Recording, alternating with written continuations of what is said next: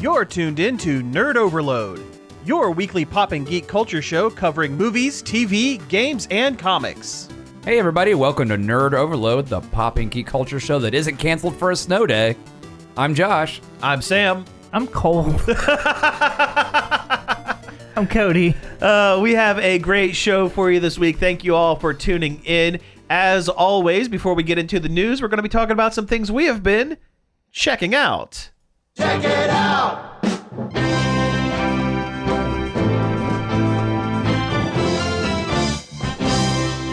And you know what? I'm going to take the reins. I'm going to take the lead because guess what? I've actually done a thing for the Check It Out.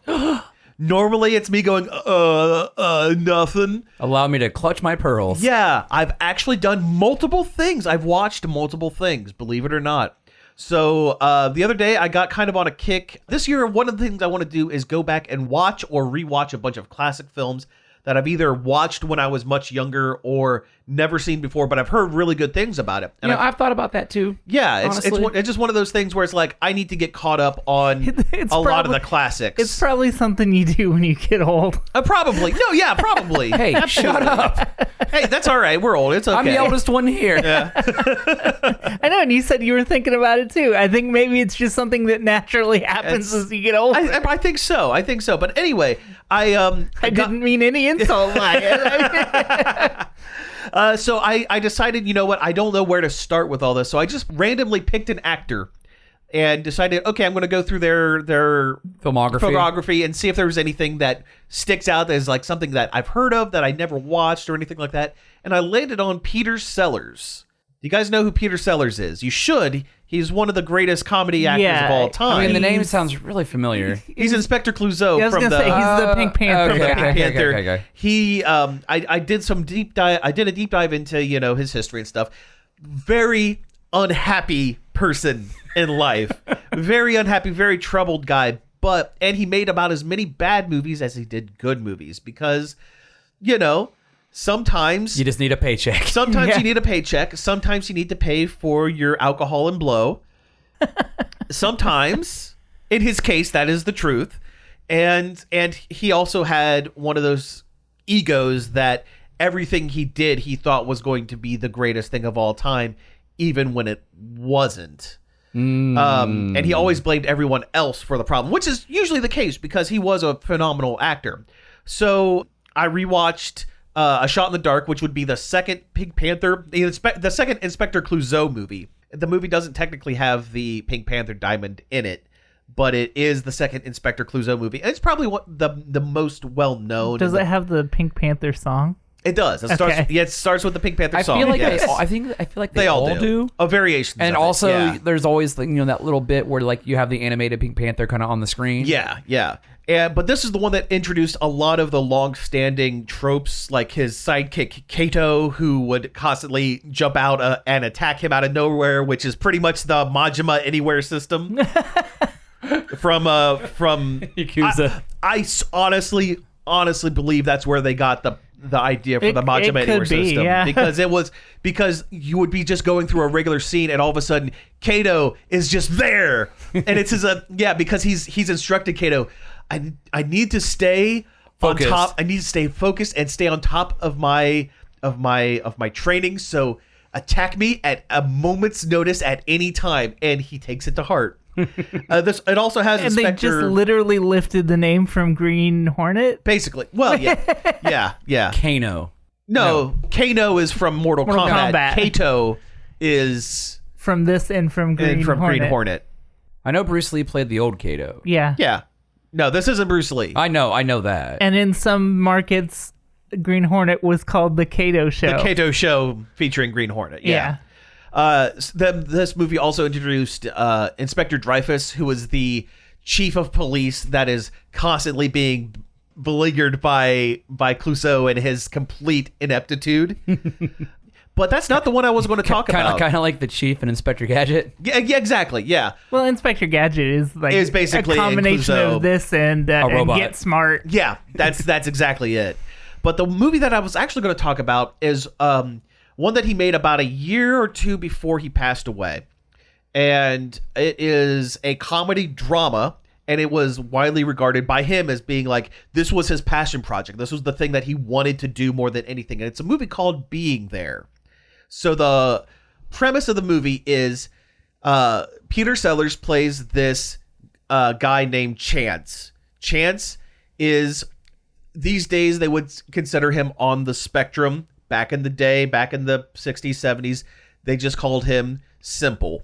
Weird. Yeah. Yeah. Well, and he was a gardener who lived on this old rich guy's estate, had never left the estate in his entire life.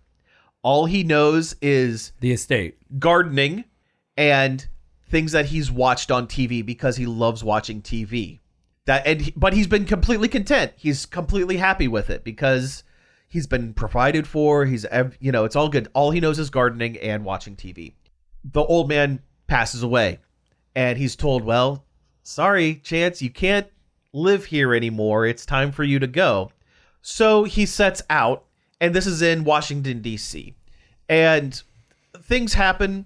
He ends up almost getting run over by a limousine. And the rich people inside say, oh, sir, are you okay? What's your name? And they mistake him saying, I'm Chance the gardener, for Chauncey Gardner. And they go to talk to him. I'm Chance the Rapper. Chance the Rap. Yeah, exactly, yeah. But but when they talk to him about things, because he's never interacted with really anybody, anything like that, he just talks to them about the things that he's interested in, television and gardening.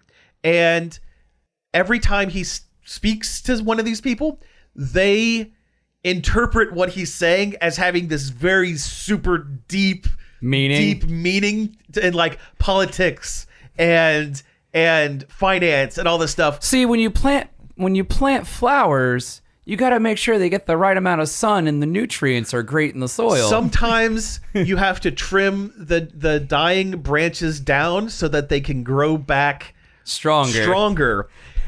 And they think he's talking about philosophy when no, he's just talking about gardening because that's all he knows. And he kind of falls upward through the echelon of high society as he goes. Because people are not realizing he's being literal. He's being absolutely 100% literal. And any interaction that he's had with people that he doesn't know how to interact, he calls back to things that he's watched on TV. There's a scene where the main love interest, expresses her love for him and whatever, and he is in the corner of his eye. He's been watching TV, and there is a kissing scene on the TV, so he perfectly mimics that. But as soon as it goes to commercial, he stops because he doesn't know. Yeah. He's not interested in that. It's just he's going by it's mimicry. Exactly, it's mimicry, and it's a really good movie. It's masking. Yeah. Actually, that's what that's called. Yeah, but this was done before it had a name for it.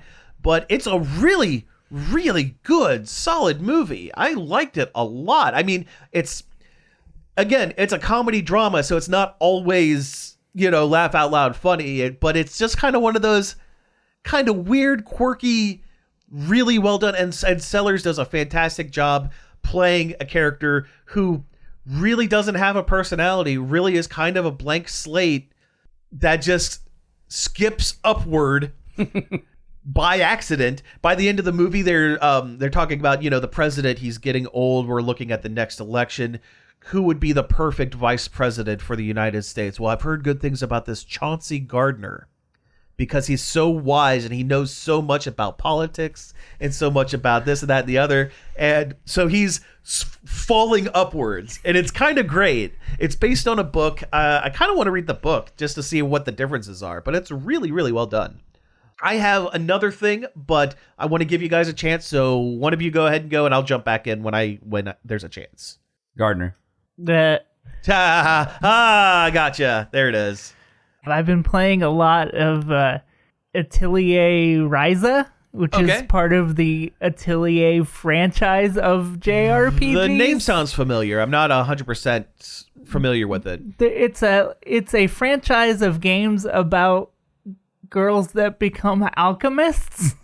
Okay. And it has like cozy game vibes, like you're your Stardews or your Animal Crossings or whatever. Okay.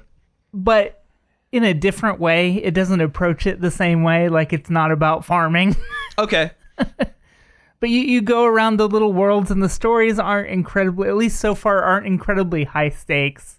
Like, at the point I am now, they're just a group of kids that wants to explore their world past the little island that they live on, and the little community they live on. Okay. And you go out and you explore these areas, and you find just boatloads of items like tree bark and ingredients for alchemy. Yeah, just a bunch of garbage, and then you take it back, and then there's a whole system where you mix this garbage together to make items that to help people out. Mm-hmm. Like, you'll get tasks from people like, I need some thread.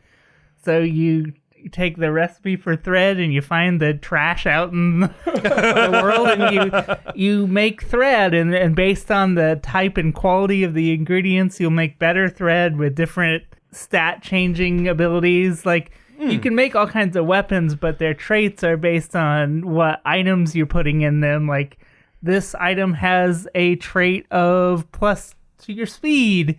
So if you make that as part of the items you put together to make this sword, you'll inherit that. You'll inherit the stats. Okay, interesting. Yeah. Very interesting. And, it has like JRPG battles with a battle system that's fine. Okay. Like, it's not like mind-blowing, but sometimes you don't need a whole lot. It's just a cozy little anime alchemy game. That sounds interesting. That sounds really good. You know what? I think I recognize the name because it was on a Switch Direct, I think, a Nintendo Direct thing. It probably was. Yeah, and that's where I'm recognized. But it sounds really cool. That's awesome. Yeah, it's nice to play a cozy kind of game that's not doing it the same way as all of the other ones are. Sometimes that is nice. Sometimes that's nice. It's not one I want to get into, but I've been playing some of the Cult of the Lamb DLC, and it has a lot of those vibes. The new update has a lot of those like town building vibes and just kind of low stakes kind of stuff to it. Well, it's Call of the Lamb. Yeah, well, but it's low stakes stuff, and it's pretty cool. It's pretty fun. I saw Call of the Lamb's on sale right now. You should get it. It's a fun game. It almost always is on sale. Though. Yeah, it's like $15 right now. Yeah, it's always about $15. And it's worth $15. It's worth it by a long shot. Yeah. Get it on PC, not on Switch. Yeah, and all the DLC is free, they've said, because it did so well when it came out that they're like, we don't need to charge for any of our DLC. So basically, yeah. Yeah, it kind of makes me think of what one of the head devs at Baldur's Gate 3 said, was like, you can make great games without subscriptions or microtransactions. A lot of that stuff just kind of bogs down, good gameplay. Sure. They've straight up said Baldur's Gate's never going to be on any subscription service. Yep. It's one of the reasons why I bought it. I'm like, well, if it's never going to be on Game Pass, I might as well just suck it up and buy it then. Right. You know what? I'm just going to go ahead and jump back in and do my one other thing. So, you know me lately, I've been doing a deep dive of like wrestling. And again, I've said I don't care about the actual wrestling part of things, but I have, in my research on stuff, I have come across the same show that's been considered the worst of all time, ever, multiple times. So I'm like, okay, how bad is it? So I watched the Heroes of Wrestling pay-per-view from 1999. It's 2 hours long. It's free on YouTube. It is not tied into WWE or WCW. It is a completely independent thing. It was some casino on the coast that decided, you know what? This wrestling stuff is pretty... kind of popular. It's kind of popular. Let's get a bunch of retired wrestlers onto a show and make a few dollars. In 1999, that was prime Attitude Era. It was, yeah. Wrestling. It was wrestling and the Monday Night Wars and everything. NWO and all that stuff. All that stuff. Yeah, and Ted Turner bought out all that. Yeah, there's a lot of stuff going on. Yeah, this is not that. These are guys who have been retired for multiple years. I'm talking Gorilla Monsoon and, oh gosh, what's his name? Captain Lou Albano and Mario? Jimmy Mario. Superfly the Murderer Snuka. And That's too many. That's too many names. well, it was never officially called the murderer. That's only alleged. But it's a bunch of people over the hill doing bad wrestling. It's embarrassing to watch. I don't know much about it, but I can see that a lot of like holds are missed and stuff like that. But the most important thing about this, it featured Jake the Snake Roberts. Oh, Jake the Snake Roberts was a big name. yeah, he was. Once upon a time, and arguably he was now the he 80s. still is. He was the 80s guy. and 80s, early 90s. Yeah. Also, huge drug addict.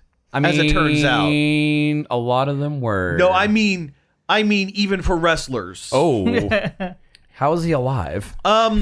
Well, Or from how the was hell, he alive? don't know how he was alive during this show. He shouldn't have been. He's currently alive because of Diamond Dallas Page basically forced him to move in with him and got him sober single-handedly. Oh man, DDP, man. Yeah. I used to watch him a lot when I was a kid. Yeah. He apparently DDP, side note, DDP renamed his house the Accountability Cabin.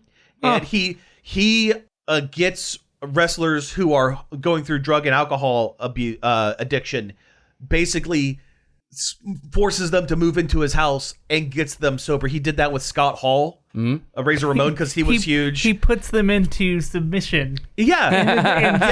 until they quit. Submission and DDP yoga between the two, that pretty much saves like a half dozen wrestlers' lives. Like, solid dude. Anyway, Jake the Snake Roberts is so off his rocker in this. He does a promo, and I clipped the promo, my favorite part of the promo, and I'm going to play it for you guys. Now, keep in mind, this is at a casino, and he's going up against Jim the Anvil Neidhart, who used to be a big guy, but he was also out of the leagues and stuff. So I want you to listen to this as he's trying to make a coherent promo about being in a casino.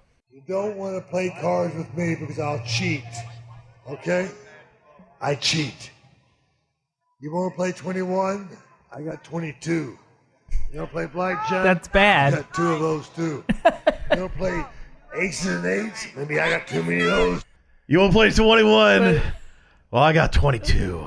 That's not how you play blackjack. Yeah. You want to play blackjack? Oh, I got a couple of those too. Blackjack is 21. Yeah, that's the same. That's only if you double down. You want to play aces and eights? I got a bunch of them. He sounds like John C. Reilly. He kind of does a little bit. Like his Big time riverboat grambler. He kind of does. Yeah. But anyway, he comes out to the. He's not supposed to be the main event. He ends up being the main event because he is so off his rocker on drugs that they can't get him out of the ring. He just keeps coming back. Yeah, so he walks out in his street clothes right before his match. And by street clothes, I mean his shirt was on. His normal clothes. No, just his shirt was on. Oh, just his shirt was on. Okay. Yeah. Walks out, throws his burlap sack with his snake in it into the ring. Because that was his gimmick. He brought a snake to the ring, Jake Snake Roberts. Walks back. 2 seconds later, comes back, trudging out, no shirt, sweatpants, and rattleskin snake boots that he couldn't lace up. And he's walking around the crowd, he's high-fiving people, and he spots this lady in the crowd. And he walks over to her, and he takes her hand, and he puts it on his chest. And he starts rubbing his man boobs. And doing one of these. I'm not going to describe what I'm doing, but I'm doing one of these. I'm not going to describe that to the audience at home. So then he gets in the ring, and he's not falling over. Well, he is falling over, but not from like the wrestling. He's just stumbling around. And then he takes his snake out of the bag. And I'm pretty sure he's done this before, but never on stage.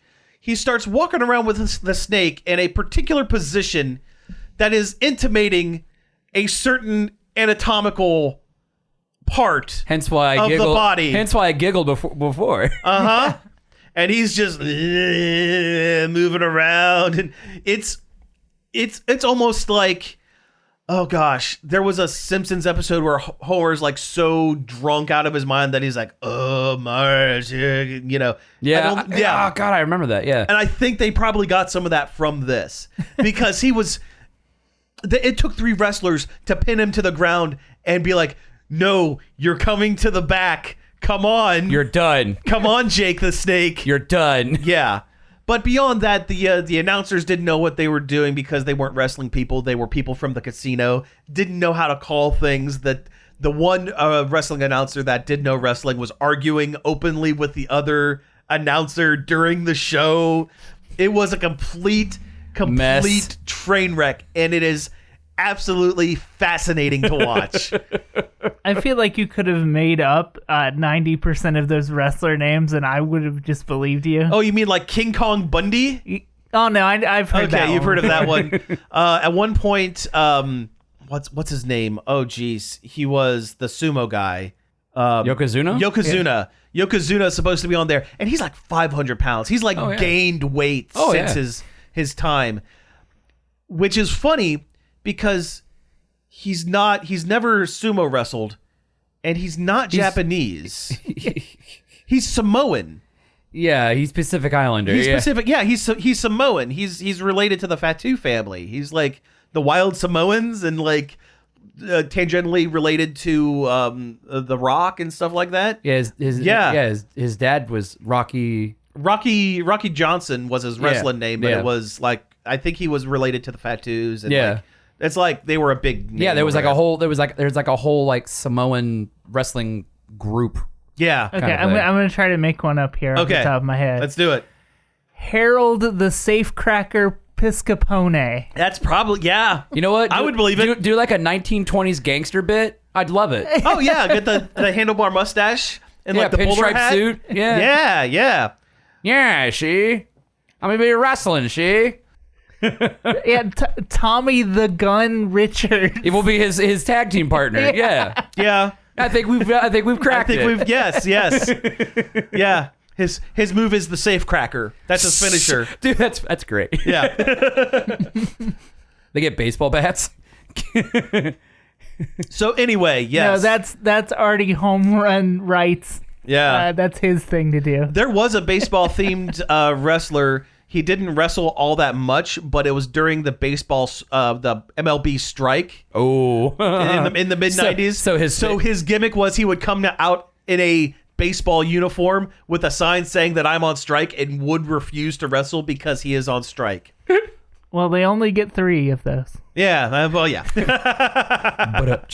Very good. Very good. Oh, Lord. Okay, we have time for maybe one more thing. So, Josh, do you have anything?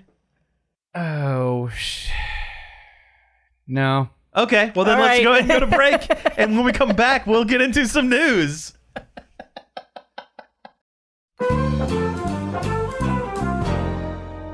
Long Play is a radio show. Long play is a lifestyle. It is a radio show. It's a lifestyle. Hey, calm down, you two. Long Play is both a radio show and a lifestyle. If part of your very existence includes playing old vinyl records, Oh, it is. then Long Play's the radio show for you. I invite you to tune in Friday nights at 11 and Saturday afternoons at 3 to see what it's like to have The best of both worlds. All right, hey, we are back from the break. Josh, have you come up with any check 'em outs? No. Okay, let's go ahead and get into the news.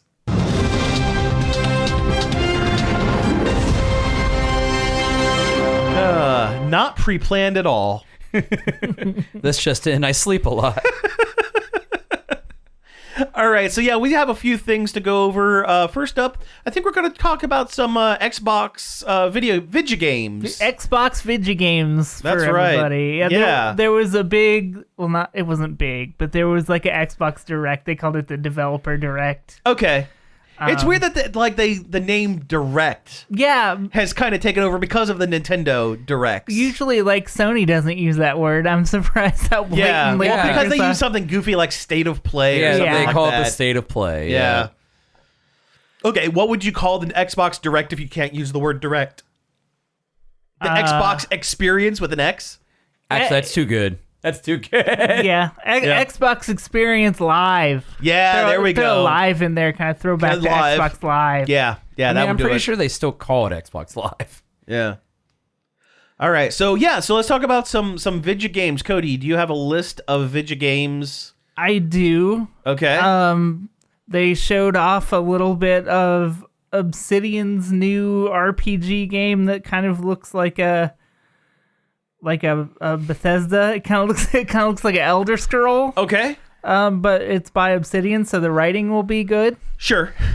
I missed the trailer on this one though because I came in like 10 minutes late to the event and haven't gone back.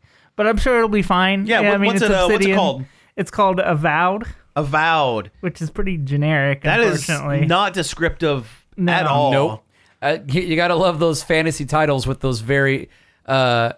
Nondescript. Isn't there? There's a game called Unavowed too, I I believe. think so. Yeah. Yeah. And then like Dishonored, like it's all the same kind of like one word, Disheveled. disheveled. I mean, that could be just Dishonored too. Dishonored is such a dirty game. It's a good one though. Oh yeah. They showed more of the game they've showed every time they've done one of these. They showed Senua's Sacrifice. Senua's Saga Hellblade 2. Boy, that's a heck of a name. Yeah, it's very video games. Yeah. But that's the one that has the bi-aural soundtrack, right? Like, Yeah, where you're supposed to play with like headphones or like a high-end speaker system because you get it from like the sounds Multiple from angles, multiple yeah. angles and Yeah, stuff like because that. she hears voices. She's like schizophrenic or something Yeah. like that, right? It still continues to look good. I never finished the first one, but it was fun. I probably should go back and finish it so I can play this I've one. heard really good things about the series. I've never played any of them, but the trailers have looked really good. And people seem to be very excited about it. They so. finally put a release date on it too. It's May 21st. Oh, well, good for them. All right. Other thing they had was a 4X strategy game called Ara History Untold, which I guess just looks like a civilization, but it's not called that. Okay. I always start Civilization games. I never finish them. I don't know why. I get so bored. Yeah, Yeah. same. Yeah. Like, don't get me wrong, I love strategy games and stuff, but Civilization is almost, I don't know. And then Gandhi comes in and wrecks my whole place, and it's just no Fire fun. Emblem is about as deep as I can do a strategy game. Yeah. Which is not very deep. And I don't know what 4X means. This is I a have new no thing clue. they've been saying, calling strategy, like grand strategy games 4X. I don't know what the 4Xs are. Expand, Experience. excavate, Expand, explore, expand. eat. Somebody's got to eat. Yeah. That's an X. Well, I'm looking this Sure. up. Oh, yeah. Why did I say eat? Because I said excavate, and like, that's an That's E. an E, so yeah. That's where that came from. Okay, so yeah, while Josh is looking up what the meaning of 4X means is, what are some other things? Okay, I got it. You got it? Yep. The 4X abbreviation, as far as like games and board games, is it's for turn-based real-time strategy titles, and it means explore, expand, exploit, and exterminate. Those are all E's. That should be the 4 E's. Yeah, but they all have Eat, X's. that way one could be eat. Yeah, then you could have eat, the 5 E's. That's the Pac-Man 4X game. Pax Civilization. Yeah, there we go. Pax Populi. Yeah, there we go. That's it. Yeah. TM. Then they- That could be your next game. It's a Pac-Man-like civilization. I'm just imagining like a Mayan style temple with a big Pac-Man on top of it. Then they had like a big surprise. Like, we got another company in here, surprise, and it's Square Enix. Okay. And then it was Visions of Mana, which Oh. which we've seen before and looks very good. It looks good, but we don't need to see it again. Yeah, but it isn't really like surprise material. Yeah. I mean, I like the Mana series, but it's like, I mean, it is surprising that it's going to come out on the Xbox, I guess. Sure. And yeah, I'll play that when it comes out. It looks really good. And then that was it. And then we got the big one, which was the Indiana Jones and the Great Circle. Yeah, so we actually sat and watched the trailer for that one, and it looks really good. It looks like an Indiana Jones movie, just done in A video game. Video game style. It's a first person, like Which is a action puzzler, Which I think is a what it surprising choice for first person for an Indiana Jones game. Yeah. Because they could have easily went like, the Tomb Raider or the Uncharted route where it's a third-person adventure game. Sure. But yeah, it looks really good. It looks like it's set in the 30s, late 30s, early 40s, which is the right Prime Indiana Jones time. Indiana Jones. He's that punching Nazis and throwing hammers at Nazis. Can't go wrong with that. Yeah. Assaulting Nazis is always good gameplay. And the voice actor they got to play Indy is doing a pretty decent job mimicking the Harrison Ford. the tone and the intonation of Harrison Ford. It's not 100% perfect. No, of course but not. it's close enough that you go, okay, I can kind of hear it. I can get it. Especially it seemed like he studied like the cadence. Yes. And like the I would say comedic delivery of Indiana Jones. Because like there's that part near the end of the trailer where she's like, try to keep up, and he's all like, what do you mean I keep up? Yeah. Which is a prime indie joke, because anytime somebody slights his Manhood. his well, I was gonna say his adventurous spirit, Right. he gets he kind of gets gefuffed about it. It's Troy Baker, who is the lead character everything. in every AAA video game since forever ago. Yeah. I still think his best role was Higgs in Death Stranding. I really liked him as Higgs. I've still never played Death Stranding. He has this weird southern drawl to his voice. Hello there, I'm Higgs. I mean, I'm a slimy bad guy. he was Joel in The Last of Us. was. Oh yeah. He was the guy in BioShock Infinite, Booker. Yeah, Booker. Yep. Booker DeWitt. I can remember. Yep. I'm like Booker. In my brain, Booker T. that's a completely different. Yeah. Oh man, BioShock starring Booker T.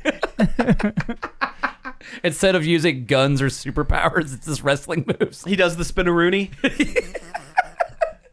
It always comes back to wrestling. Lately, I blame the Iron Claw. yeah, that's it. But Machine Games is making this Indiana Jones game, and if anybody knows how to make a game about fighting Nazis, it's them. Sure. They did all of the recent Wolfenstein reboot games, which are all fantastic. Yeah, they were all really good. And one of the few modern games that I've come back to play more than once. So that's a good sign. Yeah. I mean, Old Blood was really good. I think I got about halfway through New Order. New Order is the first one. Old Blood is the second one, and then New Colossus is the third one. Okay. Which one was like the kind of the prequel where you're actually in Castle Wolfenstein? That was Old Blood. Okay. I know I played that one all the way through. Yeah. Well, anyway, it looks great. It looks like a good... Oh, yeah. I mean, I have to laugh at one point in the trailer where it shows him like whipping a Nazi grunt to pull him closer to him. And it looks like he floats into his hands as he grabs his collar. It's like, I know this is probably like alpha gameplay like footage, but that part looked a little hokey. It's still a video game. Well, It's still going to look like a video game. Yeah. Of course. Speaking of games, we have a couple other non-Xbox things. So... who wants to talk about Palworld? Hey, you remember Palworld, guys? We talked about it briefly before. It's what people call Pokemon with guns. I played it for about 20 minutes to a half an hour before I came here, and that's what it is. It's a survival game, but if you threw and there's base building. Yeah, if you threw off-brand Pokemon into a survival game, that's what it is. Yeah, I remember when we first talked about it from the first trailer, the trailer was so wild.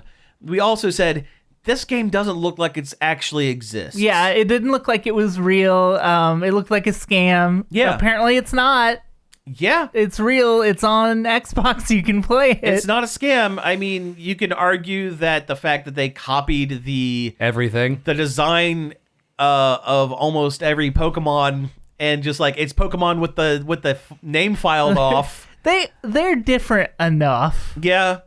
They're What about different. that one that looks like yellow Totoro with the minigun? With the minigun that's in all of their advertisements. That one definitely seems to be the Mickey Mouse of the project. Different enough. The sheep one is really close, but the Pokemon sheep's on 4 legs and this guy's got 2. So Okay, fair enough. Which Pokemon sheep does he look like? Does he look like Mareep? I forgot there. I was talking about the latest one. Oh, Willow. Yeah. Yeah. And it's wild to like want to catch a monster and not have to send another monster out. You can just go up to it and Hit it with a stick. Hit it with a stick until its health is low, and then throw the ball. Oh, that's but I guess it sold incredibly well. Yeah, it's already sold 1 million units. Yeah, in like 8 hours, something like that, right? Yeah, it's something ridiculous. Kind of wild. I mean, I've heard some like shady things about it, but I don't know if they're true. Like, it just sounds like people wanting to take it down for no good reason. I don't know. I haven't done the research. Well, there have been some reports that some of the people that in the development company are big fans of AI generation and AI art and stuff like that. And between that and the blatant kind of half ripping off of other, IPs and stuff like that, I can see where some people can be a little bit squeamish about it. Yeah, you showed me that picture of that other game they did where they completely ripped off Breath of the Wild, and the enemies are just Breath of the Wild enemies. You mean Craftopia? Craftopia, yes. Yeah. Where the enemies are just recolored. Yeah. Like, hey, we got these enemies. Oh, that's just a purple bogoblin. Genshin Impact's almost the same thing It too, is, and everybody though. loves that. That's a good point. I've still never touched it. It's fine. I've never touched that. I've never touched Honkai Star Rail. Hunky Star Rail. Honker Star Rails. I played a little bit of that. It's fine. All the Hoyoverse games are just like it's okay. It's okay. Yeah, I haven't touched them, but I played a little bit of the beta of their new one, that Zenless Zone Zero, and it was my favorite of the ones they've done. Oh, nice. Because it has it's almost a character action game. Yeah. Okay. The last video game. No, there's actually a couple more video game things. There was a dog that did a speed run of a game. Yeah, Awesome Games Done Quick has been this week. It'll probably be over by the time this airs. Probably. Or close to it. But they actually had a dog speed run a game.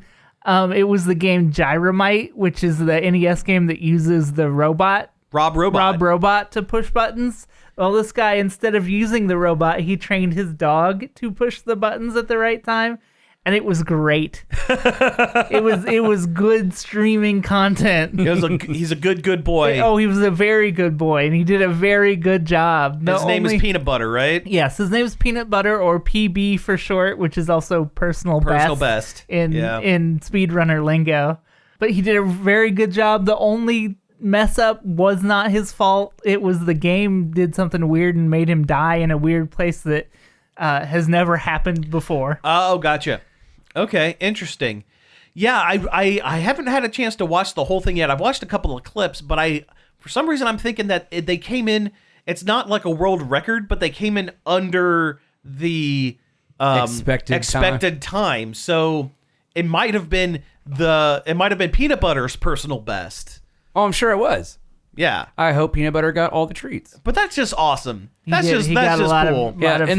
In the world of your Dr. Disrespects and other, content makers that, are kind of meh, be Peanut Butter. Be Peanut Butter the dog. Be a good boy. Yeah, be a good boy. Oh, if only I could be a dog. No job, no bills, only woof. Yep. Last video game thing. This is just kind of a general announcement. The Golden Sun RPG series that people love. Oh yeah, they're good games. They're solid games. Good games. Have come to the Nintendo Switch. It's about darn time. It's about time they, for one, added more Game Boy Advance games. Yes. And 2, out of these games in particular, both of them, Golden Sun 1 and 2, The Dark Continent, I think, is the second one. And there is a third one, but it's on the DS, and we don't talk about it. Yeah. Yep.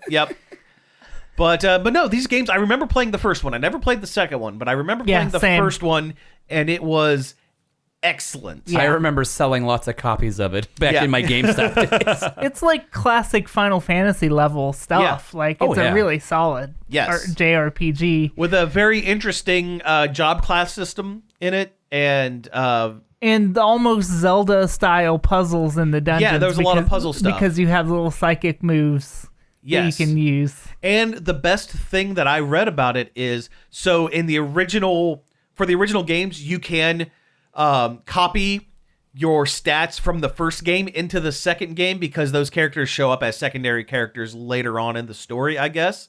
But back in the day, unless you had 2 Game Boys with a link cable, you had to copy a 200 and some odd character code that if you got one thing wrong, it wouldn't work. It wouldn't work. They set up a virtual link cable between the 2 games in this. Cool. So you can just straight copy your save file from the first one into the second one. It would have been nice if they did that with the Zelda Oracle games. Oh, I agree. But yeah, it's so you can actually play both games as intended. Nice. Back to back. My Switch picture album is full of screenshots of those dumb little codes in the Oracle games. I bet. But no, everyone should go and play it because if enough people play it, maybe they'll do a remaster or a new one or something. Would be because nice. Those games are great. Would be nice. You can speed run getting to the ending by at the first question they ask you, just say no and walk out of the temple, and it sends you to a game over screen. It did it before Far Cry did. Yep. They say, do you want to go on this adventure? You say no, and they say, okay, if you walk out that door without saying yes, you're not going to go on this adventure. And you do, and it just says, the end. The continent sunk into darkness, the end. And you're kicked back to the loading, to the start screen. Yeah. The only problem and the only reason I haven't started it yet is that it's so slow at the beginning. It is incredibly slow. It takes a lot getting into. That, and I've been playing that Atelier Ryza so much. Sure. Yeah. What was that one Game Boy game? I know I bring it up a lot over the years, but okay, the one that had like a solar chip in it. Boktai. Was that what that was called? Yes. Okay. I just remember you could play it in the sun and your characters got better. Isn't that a Kojima game? Yeah. Oh, okay. Kojima actually recently mentioned it. He said that game that he revealed at the Game Awards, it's like Boktai to him because it's so different. Oh, interesting. Okay. All right, cool. But it was wild to see anyone mention Boktai again. For some reason, I always thought Golden Sun was that game. It's a better name for that kind of game than Boktai is. Yeah. Whatever Boktai means. Or is it just a name? I don't know. Who knows? So yeah, let's talk about some non-gaming stuff. First up, officially, She-Hulk Season 2 is not happening, unfortunately. According to Tatiana Mansley. She would be the one to know. Yeah, because she is She-Hulk. Yeah. But she claimed that the first season went way, way, way over budget, which I can believe. I mean, it's the whole character is a special effect, so they kind of multiple characters were special effects. They should have saw this one coming. I mean, but you know what? That's okay. The She-Hulk series, it ended in a way that felt like, okay, this could be a self-contained thing. I would have liked more, though. Honestly, it was so funny. Well, you know she's going to show up in more movies and stuff. Oh, I hope so. Especially with the way they end it, like with the whole big reveal of Scar. Hulk's son. And for that matter, they could never reference that again. That could just be like them making a joke about season cliffhangers. Yeah. But they've been teasing like so many young Avengers. That's true. Like Patriot and Kate Bishop and all them. Yeah. That's true. I just hate it when stuff like this happens because then all the buttheads that were anti She-Hulk are gonna think they were right. They did it Yeah. right. Yeah, and that's true. And that wasn't even because of that. It was just because it was too expensive. It was incredibly expensive to produce. Yeah. Oh, speaking of which, I've watched the first 2 episodes of Echo. Yeah. And it's been really good. Oh, good. Like, surprisingly good. Yeah, I heard they went through a lot of strides for ASL. Oh yeah, it's And- all yeah. ASL. Well, Like, the lead actress is Yes. actually deaf. Yes. So that's awesome. It's kind of like in the new What If, there's a whole episode that's in the Mohawk language. The Native American sure. Mohawk Yeah. language. there's a lot of cool Native American stuff in it too. Like they go back. Well, they don't go back in time, but there's stuff that takes In the place in the past. past. that Gotcha. affects things in the present. Yeah. Okay. All right. Well, cool. Yeah. I still won't watch it because I'm still burnt out on superhero movies, but I'm glad that it's going well. It's got Daredevil in it too. Hey, nice. I don't know. I forget if we talked about it last week or not, but it looks like they scrapped what they were working on for Daredevil, the Disney Plus series. Oh, going back Daredevil Resurrected? or whatever it's being called, and they've rehired the writers from the Netflix series. They're now considering the Netflix series to be full canon, and they rehired. Well, technically it was canon to begin with. It was canon until it's not. Yeah. because it was the Netflix stuff. Everything in the MCU is that way. Canon But until that's it's not. comics. That's comic That's books. true. Everything's canon until it's not. But Well, they, that's just fandom media in general. yeah. But they also rehired the actors that played Foggy and the assistant. Oh, What's her name? Because they weren't originally going to be part of the new series. Yeah. They were going to be written out, but no, they went. The old writers came in. The first thing they did was like, well, we're going to get these guys back. What are they going to do with Night Nurse? Because isn't it Rosario Dawson? Rosario Dawson. She's not. That's too small of a role for Ahsoka Tano. I think she'd still do it. Well, yeah, and I think. Besides, she already works for Disney anyway. She's already on True. she's already on the back lot. She could just Yeah. come in for one day and like shoot all of her scenes in probably one afternoon. And besides, be done. she doesn't have to wear prosthetics. All she's got to do is throw on some scrubs, and boom. True. Yeah, It's not that. It's not that hard. It's not that deep. yeah. but that means that technically all of the other Netflix series are canon as well. Boo on you, Power Fist. Not Power Fist. Iron Fist. Iron Fist. That's the only bad part of that, though. Luke Cage was awesome. Luke Cage was great. And Jessica Jones was great. Was fantastic. I mean, David Tennant's on the Disney payroll too, because he was voicing the one droid in Ahsoka. Yeah, I was going to say Scrooge McDuck, but Well, that too. that too, but Yeah. he hasn't done that for a while. For a little also bit now. Doctor Who is on the Disney payroll now too. So Oh, technically. yeah. Yep. Disney owns everything. Oh, Yeah. what's his name? The guy who played the Punisher has already said that he's. Oh, John Bethanol. Yeah, he is Bernthal. Bernthal. Yeah, he's working with writers. He's in the process of trying to come up with a. He's a fine Frank Castle. He's a fine character actor. He does a good job. But I still hold true that the Punisher is not a deep enough character to support his own thing, in my opinion. No, I agree. Like I definitely like him better as maybe a supporting character or a Yeah. somebody to show how your main hero could go bad. That's the whole point. Yeah. That's the whole point, is for Spider-Man to go, whoa, if I did this wrong, I would be him. Yeah. Like, Yeah. that's the point of the Punisher. That's the point of the Punisher. Yeah. I see Punisher. The level of character of the Punisher is similar to the Hulk. Exactly. Yeah, the Hulk is a great character, but is weak on his own. Weak. There's not much there on his own. He needs to be Unless you go to I don't either like maybe Joe Fixit or go to the Maestro. Yeah. But even then, Maestro's more of a villain than anything. Sure. But then you get into alternate future weirdness. Yeah. That's just. Hey, remember when the X-Men used to do that all the time? Oh, all the time. And they had like 3 separate timelines. Bishop You have the Apocalypse timeline. You have the Sentinel timeline. Maybe that's just it.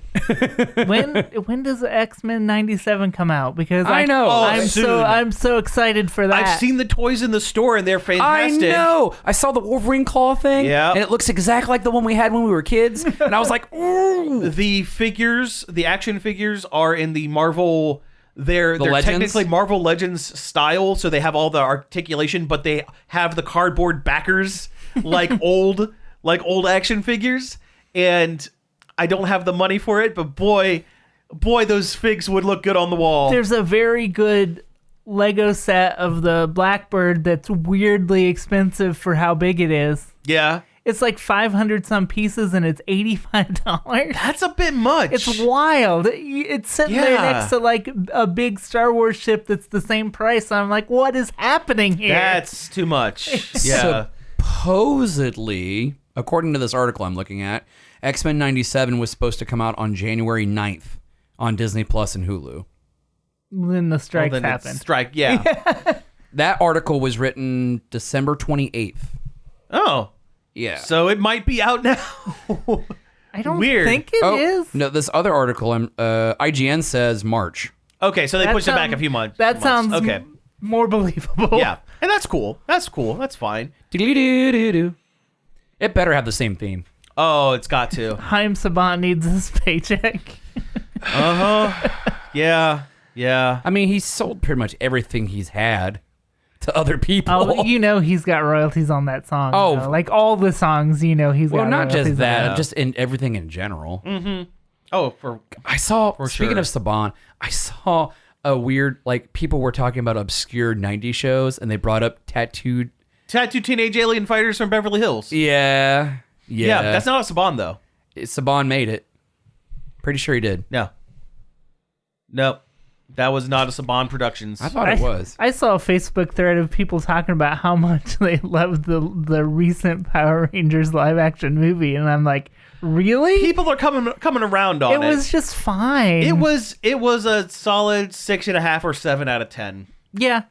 Yeah, it was I mean, nothing. I mean, I liked it. I didn't. It could have been expect- much worse. It's the best Power Rangers movie they've made. Yeah.